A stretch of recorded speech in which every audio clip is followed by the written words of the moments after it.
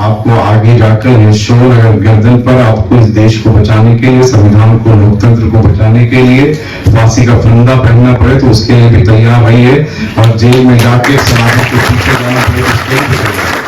वो लोग जो लोग कभी भी इस देश का भला नहीं चाहते थे, आजादी के अंदर जिनका एक कतरा भी खून का नहीं गया है, वो आज आके देशभक्ति करते हैं।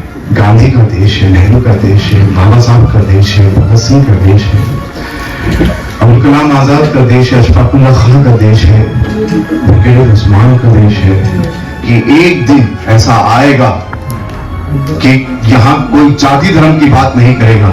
जो हमारा आइडिया ऑफ इंडिया, हमारे बुजुर्गों ने इसको आजाद कराने के लिए जो कुर्बानियां और शहादतें दी हैं, वो social democratic party of India उसको एक दिन जरूर हासिल करके तमाम जो इस्तकबाल होते हैं वो जाहिरन तो ये रहता है कि आपने फूल दिए हैं, मोमेंटोस दिए हैं, शॉल्स दिए हैं, लेकिन जो सोशल डेमोक्रेसी, जो भूख से आजादी और खौफ से आजादी का नारा है, हमें यह रहता है कि हमारे तमाम कैडर्स, लीडर्स याद दिलाते हैं कि एक जिम्मेदारी के लिए वहां भेजा है। ये मोमेंटो आपको आगे जाकर ये शोर अगर गर्दन पर आपको इस देश को बचाने के लिए, संविधान को, लोकतंत्र को बचाने के लिए फांसी का फंदा पहनना पड़े तो उसके लिए भी तैयार रहिए, और जेल में जाके समाज के पीछे जाना पड़े तो उसके लिए भी तैयार।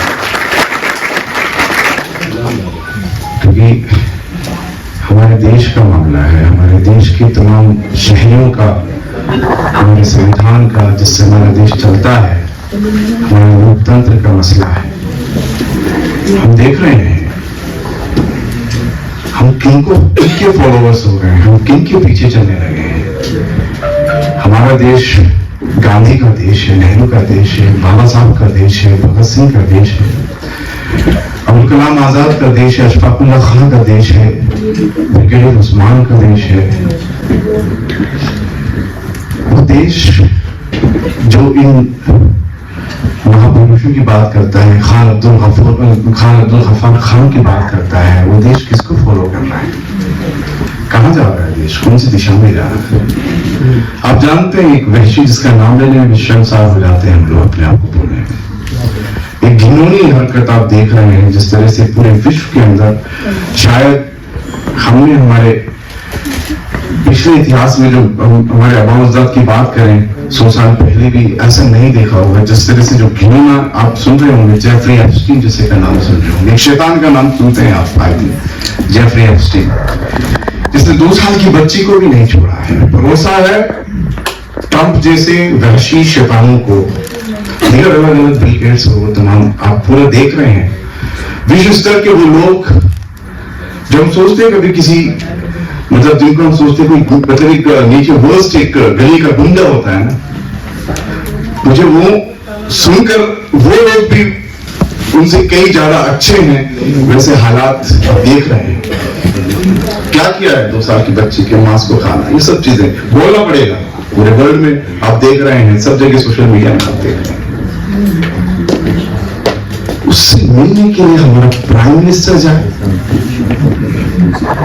एक लेडी और एक आदमी आके कंधे पर फोटो रख के खिंचाए,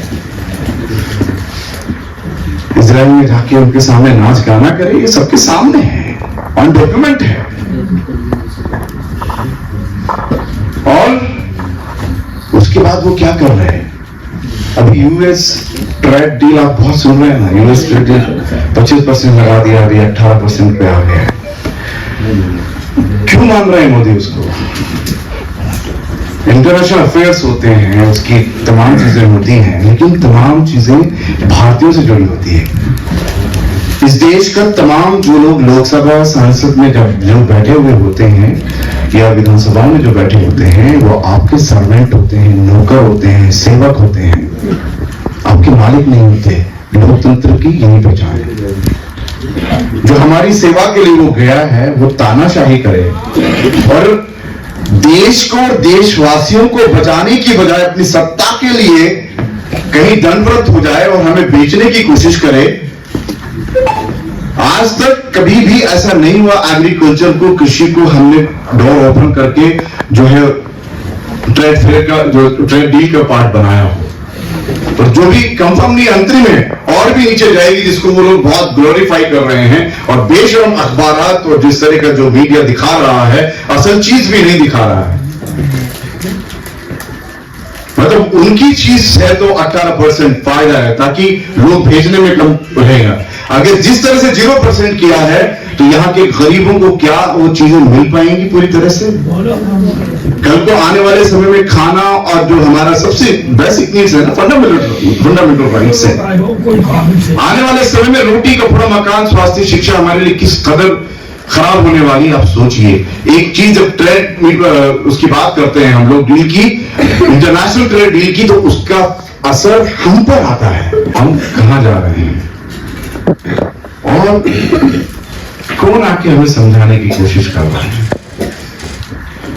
मोहन भागवत का बयान सुना होगा। मोहन भागवत जी अभी क्या क्या मतलब जो है देश में हिंदुत्व के बारे में या हिंदू राष्ट्र के बारे में किस तरह से बात कर रहे हैं, वो समझाने की क्या कोशिश कर रहे हैं हिंदू मुस्लिम का मसले को। वो लोग जो लोग कभी भी इस देश का भला नहीं चाहते थे, आजादी के अंदर जिनका एक कतरा भी खून का नहीं गया है, वो आज आके देशभक्ति की बात करते हैं। यूएस ट्रेड के बारे में, ट्रेड डील के बारे में, जो कभी हमारे देश में महात्मा गांधी जी से, बापू से हमारा स्वराज की, हमारी जो स्वराज की बात चली है, हमारे अपने खादी, हमारे अपने कपड़े, अपने रोजगार, अपने इक्विपमेंट्स बनाने की बात चली, वो आज कहां गए? वो पूरा निकल गया है। और उनका सपोर्ट करने के लिए एक संगठन, और वो संगठन पुष्पनाई कर रहा है कि जाओ जो मर्जी पड़े आप करो। आप सुनते हैं कहां कहां पूरे देश में जो चल रहा है, आए दिन आपको मालूम है। और एक तरफ हमारे यहां पर आपने मालूम है, दिल्ली की वजह से शाहीन बाग को पूरा इंडिया नहीं वर्ल्ड जानता है। सीए के टाइम पर जो प्रोटेस्ट हुए थे, पूरा इंडिया जानता है। तो उस वक्त हम क्या सोचे थे? हम सुप्रीम कोर्ट को कोई गलत बोलने के लिए नहीं, एक उम्मीद की बात कर रहा हूं। सुप्रीम कोर्ट को क्या उम्मीद किए थे? शायद सो मोटो लेगा। अभी एक यूजीसी का गजट पास हुआ, उसमें एक रात में 100 मोटो लिया। और यहाँ पर जो सिटीजनशिप है हमारे जो देशवासी हैं, जो यहाँ जो सेक्युलरिज्म है, उसको खतरा करने के लिए, उसे खतरे में डालने के लिए ये लोग सीए लेकर आए। हम उम्मीद करते थे कि उस पर भी इसी तरह से 100 मोटो लिया जाता, जिस तरह से इस पे ही है। लेकिन यूजीसी में 100 मोटो की हम लोग एक अलग बात करते हैं कि यूजीसी में गवर्नमेंट की गाइडलाइन से जो बनाया गया था, वो तमाम एससी, एसटी, ओबीसी के राइट्स के बारे में था। इसमें जिसमें लेना चाहिए था, मैं यहां पर बहुत आजिजी के साथ मैसेज पहुंचाना चाहता हूं हमारे जिम्मेदारान को। देश को बचाने की जरूरत है कि जो सुप्रीम कोर्ट में बैठे हुए हमारे जजेस हैं, जिनसे बहुत पुरुम्मीद है, आज भी पुरुम्मीद है कि वो अच्छे फैसले करें। क्योंकि जहां एनआरसी के टाइम पर किस तरीके से ये था कि हम कागज नहीं दिखाएंगे, क्यों नहीं दिखाएंगे? एक शहरी साहब कैसे पूछ सकते हो? बैकडोर से एसआईआर के नाम पर अभी एनआरसी करना शुरू कर दिया। एनआरसी है ना, क्या है? आपके डॉक्यूमेंट्स पूरे एक एक के जो कर रहे हैं, क्योंकि आसाम में एनआरसी हो चुकी है, वहां नहीं कर रहे हैं, बाकी पूरे देश में एसआईआर हो रहा है। पहली बार मुख्यमंत्री आकर, क्योंकि उन्हें मालूम है कि जिस तरह से ये वोट कटिंग कर रहे हैं, जो बीजेपी की सीट्स हैं उसमें कोई 3000 से ऊपर कुछ वोट्स में जो है लोगों के नाम डिलीट हुए हैं। 40,000 से 70,000 तक जो है बाकी की सीट्स पर जो है नाम डिलीट किए जा रहे हैं वोटर्स के। सबके डॉक्यूमेंट्स किस तरह से देख रहे हैं। सुप्रीम कोर्ट के अंदर चीफ मिनिस्टर को जाना पड़ रहा है। एक तरफ ये स्थिति भी है। और जब हम बात करते हैं कि इस देश के अंदर, जो मैंने इसके किबला आपको कहा कि इस देश के अंदर मुद्दे क्या हैं, तो मुद्दे क्या होते हैं? जम्मू के अंदर अगर मेडिकल कॉलेज खुल जाता है और उसके अंदर एजुकेट कौन जाता है मेडिकल कॉलेज के अंदर मेडिकल की डिग्री के लिए? नीट क्वालिफाई करके फिर वो मेडिकल कॉलेज में जाते हैं। नीट क्वालिफाई करके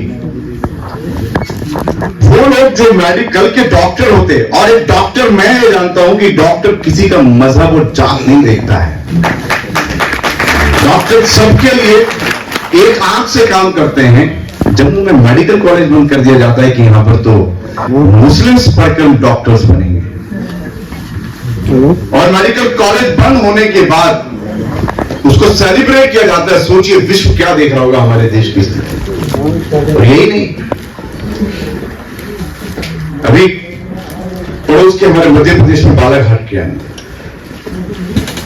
ओपनली मुस्लिम्स का बायकॉट कर रहे हैं और वो उनके ऊपर कोई वो नहीं हो रहा है जिस तरह से एक्शन लेना चाहिए पुलिस को, प्रशासन को, या आकर वहां का सीएम, वहां का सांसद आकर जो बात कहना चाहिए कि ये क्या हो रहा है, ये गलत हो रहा है, तो बोलने के लिए भी नहीं है। और एक तरफ यही नहीं, इतनी बड़ी हैसियत है, बड़ी लंबी छोटी चीजें मैं चंद आपको सिर्फ याद दिलाने के लिए बता रहा हूं। हेमंत बिस्वा चीफ मिनिस्टर आसाम खुलेआम ये कह रहे हैं रिक्शा वाले को, देखिए उनकी औकात क्या है, ये लोग आपका सेवा करेंगे, ये लोग देश को चलाएंगे, हमारे प्रदेश को चलाएंगे, ये लोग लोगों के बारे में, उनके फंडामेंटल राइट्स के बारे में सोचेंगे या बेसिक नीड्स के बारे में सोचेंगे। जो ये कह रहा हो कि अगर एक रिक्शा वाला 5 रुपए मांगे तो 4 रुपए दो, परेशान करो उसे, और बाहर घूम रहा है बजाय जेल में जाने के लिए, बजाय जेल में जाने के बाहर घूमा हुआ हमारे पैसों से, हमारे टैक्स से गवर्नमेंट चलती है, मिनिस्ट्री चलती है, हमारे टैक्स से ब्यूरोक्रेसी चलती है, हमारे टैक्स से तमाम जो है अपॉइंटमेंट्स होते हैं, उनकी नौकरियों के पैसे हमारे टैक्स से चलते हैं, हम सबके टैक्स से चलते हैं। उन्हें उनकी वो जिम्मेदारी है याद नहीं है। और जब कोई बाहर आके आवाज सबको मिलकर उठानी चाहिए। हर्षमंदिर जैसे आदमी जब ये कहते हैं कि नहीं, ये जो कह रहे हैं उन पर जब एफआईआर लिखाते हैं, क्योंकि हेड स्पीच है, वो यहां बंटवारे और संविधान के खिलाफ बात की है, जो हमारे आर्टिकल 14 से 28 तक जो हमारे स्वतंत्रता के और आपसी बराबरी के जो हमारे सिद्धांत हैं, हमारी जो कानून में जो हमारे हक हैं, उसके खिलाफ काम किया है। एफआईआर लिखाते हैं तो वो अहमद बिस्वा कहता है कि हर्षमंदिर पर 100 एफआईआर लिखा दी।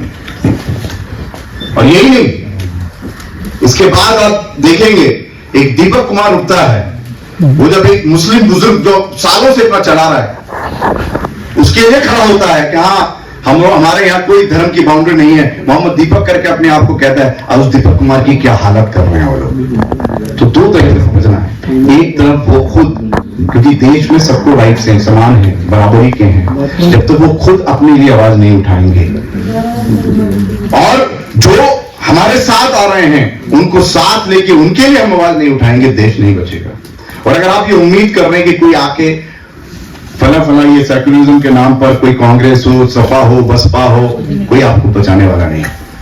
ये अपने आप की लड़ाई लड़ रहे हैं, खुद को बचाने के लिए, खुद की इंडस्ट्रीज को बचाने के लिए। आपको मालूम है शरद पवार जी जो सेक्युलर चैंपियन बनते थे, अजीत पवार जी की पार्टी ऑलरेडी एनडीए के अंदर गई है, अभी वो विलीन हो रही है। आप समझ रहे हैं, ये चल रहा है। कांग्रेस के जो हम बात करते हैं इंदिरा गांधी, राजीव गांधी के टाइम में, मैंने पहले भी कोट किया है, मिर्जा चौधरी जी और कई किताबों के अंदर आ चुका है कि उस वक्त के जो संघ परिवार के मुखिया थे, सरसंघचालक देवरस साहब, उस देवरस साहब की इंदिरा गांधी जी से और उनके साथ में क्या गठबंधन होकर सरकार बनाई है, वो आम है, छुपी भी नहीं है। उन्हीं के छोटे भाई भाव देवरस को कार गिफ्ट की राजीव गांधी ने उस टाइम पे। आप क्या सोचते हो वो जनरेशन बचाएगी आपको आके? ये सिर्फ अपनी जो विरासत बोलकर जो एक पॉलिटिकल इंडस्ट्री की जो बिजनेस की जो एक विरासत आती है उसको बचाने का काम कर रहे हैं। ये हमारे आपके लिए काम नहीं कर सकते। हम और आप जो यहां बैठकर ये तमाम चीजें जो डिस्कशन की तरह बात कर रहे हैं, एक अल्टरनेट के बारे में बात कर रहे हैं। Social democratic party of India महज इसलिए नहीं आई कि हाँ यहां पर हम भी वही काम करेंगे जैसे और पार्टियां कर रही हैं, हम भी हमारे खानदान का नाम रोशन करेंगे, हमारे बाप दादा इस पार्टी को चलाते थे, अब हमारे आगे हमारे औलाद के लिए या हमारे आने वाले जो मसले हैं उनके लिए एक पार्टी बनाएंगे। ऐसा कुछ भी यहाँ नहीं है। ये फैदी साहब हो, मोहम्मद शफी हो, XYZ कोई भी हो, ना उनकी है ना उनके पिताजी की पार्टी है, ये देश की पार्टी है, हम सबकी पार्टी।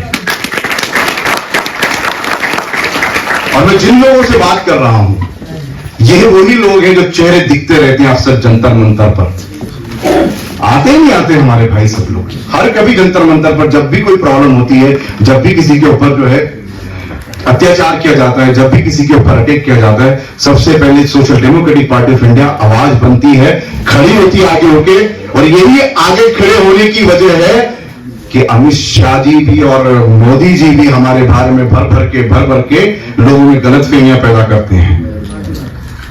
ये गवर्नमेंट हमें डराना चाहती है, एनआईए को भेजकर, ईडी को भेजकर। फैजी साहब वही देश की आवाज, संविधान को बचाने के लिए, लोकतंत्र को बचाने के लिए ही कहां है? जेल में है। वो हमारा प्राइड है, खौफ नहीं है, डर नहीं है, वो हमारा प्राइड है। इसीलिए मैं आपको बोलना चाहता हूं कि आप और हम जो ये काम कर रहे हैं, असल काम हमारी जिम्मेदारी को निभाने के लिए जो दूसरे हमारे बारे में गलतफहमियां पैदा करते हैं, आपको समाज को समझाना पड़ेगा।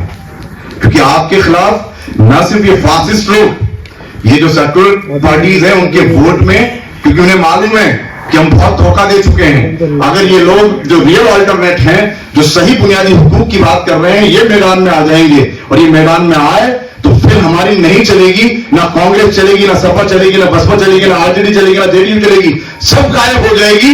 इसलिए ये लोग डरते हैं कि हमारे बारे में समाज में गलतफहमी पैदा करें। इसलिए आखिरी में आपको एक बात बताने के लिए कि हम और आपको ये जिम्मेदारी समझनी पड़ेगी। हमारी जिम्मेदारी है देश को बचाने के लिए। हम एक कैडर बेस्ड मूवमेंट है, हमारा एक सिस्टम, एक डिसिप्लिन है देश को बचाने के लिए। हमारे लिए फर्क नहीं पड़ता हम इधर बैठते हैं या उधर बैठते हैं। हमारे लिए यह फर्क पड़ता है कि हमारे मकसद को हम अचीव कर पा रहे हैं या नहीं कर पा रहे हैं। क्या हमारी सुस्ती से, काहिली से, या हमारे चीजों को देख दरगुजर करने से लेट तो नहीं हो रहे। हम मकसद के लिए रात और दिन मेहनत करने वाले हैं और ये अज़म लेने वाले हैं कि एक दिन ऐसा आएगा कि यहां कोई जाति धर्म की बात नहीं करेगा। जो हमारा आइडिया ऑफ इंडिया, हमारे बुजुर्गों ने इसको आजाद कराने के लिए जो कुर्बानियां और शहादतें दी हैं, वो social democratic party of India उसको एक दिन जरूर हासिल करके दिखाएगी। यही हमारा मकसद है। जय हिंद, जय भारत, जय श्री राम।